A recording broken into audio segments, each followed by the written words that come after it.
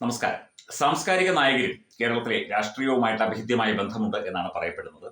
പല സാംസ്കാരിക നായകരും അനവധി സാംസ്കാരിക നായകരാണ് ഇവിടെ നിലമ്പൂരിൽ സുരാജിന് പിന്തുണ അർപ്പിച്ചുകൊണ്ടെത്തിയത്. നേരത്തെ പറഞ്ഞതുപോലെ പി രാജീവിന് പണ്ട് വടക്കേക്കര മണ്ഡലത്തിൽ പിന്തുണച്ചുകൊണ്ട് നിരവധി സാംസ്കാരിക നായകർ എത്തി. അവിടെ പി രാജീവ് തോക്കുകയും ചെയ്തു. ഇവിടെയും സാംസ്കാരിക നായകർ എത്തി. അതുകൊണ്ടാണോ എന്നറിയില്ല, സ്വരാജ് തോൽക്കുകയും ചെയ്തു.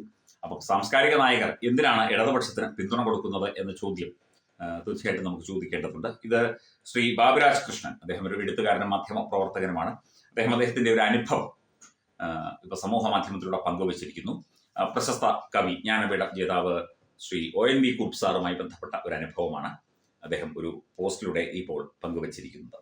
89-ലാണ്, കാരണം കവി ONV കുറുപ്പ് ഒരു സാംസ്കാരിക നായകനാണല്ലോ, ഇടതുപക്ഷ ധാരയിലൂടെ വന്ന ഒരു വ്യക്തിയാണ്. 89-ലാണ് ONV കുറുപ്പ് തിരുവനന്തപുരം ലോക്സഭാ മണ്ഡലത്തിൽ ഇടതു സ്ഥാനാർത്ഥിയായി മത്സരിക്കുന്നത്. എതിരെ UDFന്റെ A ചാൾസ്. ONV നാടറിയപ്പെടുന്ന കവി, സിനിമാ ഗാന രചയിതാവ്, പ്രഭാഷകൻ. കോൺഗ്രസ് നേതാവായ ചാൾസിന് ഇത്തരം വിശേഷണങ്ങളൊന്നുമില്ല. എന്നാൽ ഫലം വന്നപ്പോൾ ONV 1,00,000 വോട്ടിന് തോറ്റു. തെരഞ്ഞെടുപ്പ് പ്രചരണ യോഗങ്ങളിൽ ONV കാവ്യാത്മക പ്രസംഗങ്ങളാണ് നടത്തിയിരുന്നത്. സംസ്ഥാനത്തിന്റെ പല ഭാഗങ്ങളിൽ നിന്ന് എഴുത്തുകാരും അധ്യാപകരും അദ്ദേഹത്തിന് വോട്ട് പിടിക്കാനെത്തി. മാധ്യമങ്ങൾ അന്ന് ONVക്ക് നൽകിയ പ്രാധാന്യം കുറച്ചൊന്നുമായിരുന്നില്ല. പക്ഷേ ജനം വോട്ട് ചെയ്തത് അവരുടെ ഭാഷ സംസാരിക്കുന്ന, അവരുടെ പ്രശ്നങ്ങൾ നേരിട്ട് മനസ്സിലാക്കുന്ന ചാൾസിനാണ്. തിരുവനന്തപുരത്ത് ജോലി ചെയ്യുമ്പോൾ ഒരു ചടങ്ങിൽ വെച്ച് ONVയെ കണ്ടു. കോഴിക്കോട് ഗവൺമെന്റ് ആർട്സ് കോളേജിൽ ഡിഗ്രിക്ക് പഠിക്കുമ്പോൾ അദ്ദേഹം പഠിപ്പിച്ചിട്ടുണ്ട്. കുറച്ചുനേരം സംസാരിക്കാൻ തയ്യാറായി. തെരഞ്ഞെടുപ്പിൽ മത്സരിച്ചതിനെ കുറിച്ച് ചോദിച്ചപ്പോൾ അങ്ങനെ പറ്റിപ്പോയി എന്നാണ് ONV പറഞ്ഞത്. ONV പോലെ മഹാനായ ഒരു സാംസ്കാരിക നായകന്, കവിക്ക്, എഴുത്തുകാരന്, നാടറിയുന്ന, ലോകമറിയുന്ന വ്യക്തിക്ക് അങ്ങനെ തോന്നണമെങ്കിൽ തെരഞ്ഞെടുപ്പിൽ മത്സരിച്ചു, പറ്റിപ്പോയി എന്ന് പറയണമെങ്കിൽ അദ്ദേഹത്തിന്റെ മനസ്സിൽ എത്രത്തോളം ഒരു പൊതുബോധം എത്രത്തോളം ഉണ്ടായിരുന്നു ഈ തെരഞ്ഞെടുപ്പിൽ മത്സരിക്കുന്നതുമായി ബന്ധപ്പെട്ട് എന്ന് നമുക്ക് ഊഹിക്കാവുന്നതേ ഉള്ളൂ.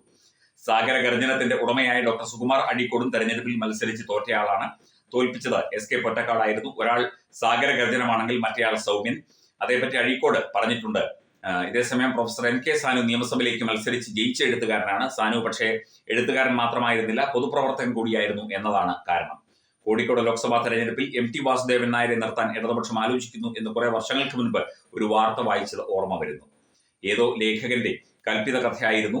അങ്ങനെയൊന്നും സംഭവിച്ചിരുന്നെങ്കിൽ MT 8 നിലയിൽ പൊട്ടുന്നത് കാണേണ്ടി വരുമായിരുന്നു. ആരൊക്കെ നിർബന്ധിച്ചാലും MT അതിന് വഴങ്ങില്ല എന്ന് ഉറപ്പായിരുന്നു. നിലമ്പൂരിൽ സംസ്ഥാനത്തിന്റെ നാനാഭാഗങ്ങളിൽ നിന്ന് സാഹിത്യകാരന്മാരും സാഹിത്യകാരികളും വന്ന് വോട്ട് ചോദിച്ചതിന്റെ പേരിൽ സ്വരാജിന് ഒരു വോട്ടെങ്കിലും കൂടുതൽ കിട്ടിയോ എന്ന് സംശയമാണ്. അതിന്റെ പേരിൽ 10 വോട്ട് നഷ്ടപ്പെടാനേ സാധ്യതയുള്ളൂ. പൊതുജനങ്ങളെ ബാധിക്കുന്ന ഒരു പ്രശ്നത്തിലും ഇടപെടാതെ അക്കാഡമി അവാർഡുകൾ സ്വപ്നം കണ്ട് ജീവിക്കുന്നവരെ ആരെങ്കിലും കേൾക്കുമോ എന്ന് ചോദിച്ചുകൊണ്ട്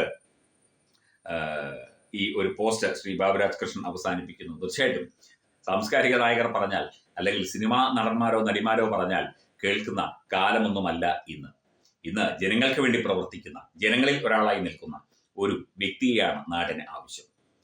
ഞാൻ വലിയ ജ്ഞാനിയാണ്, ഞാൻ വലിയ അറിവുള്ള ആളാണ്, ഞാൻ പുസ്തകങ്ങൾ ധാരാളം വായിക്കുന്ന ആളാണ്, ഞാൻ എഴുതുന്നയാളാണ്, ഞാൻ പ്രസംഗിക്കുന്ന ആളാണ് എന്നൊക്കെ പറഞ്ഞ് നടക്കുന്നവർക്കല്ല ഇന്ന് സ്ഥാനം. ഇന്ന് ജനങ്ങൾക്കൊപ്പം നിൽക്കുന്നതാണ്.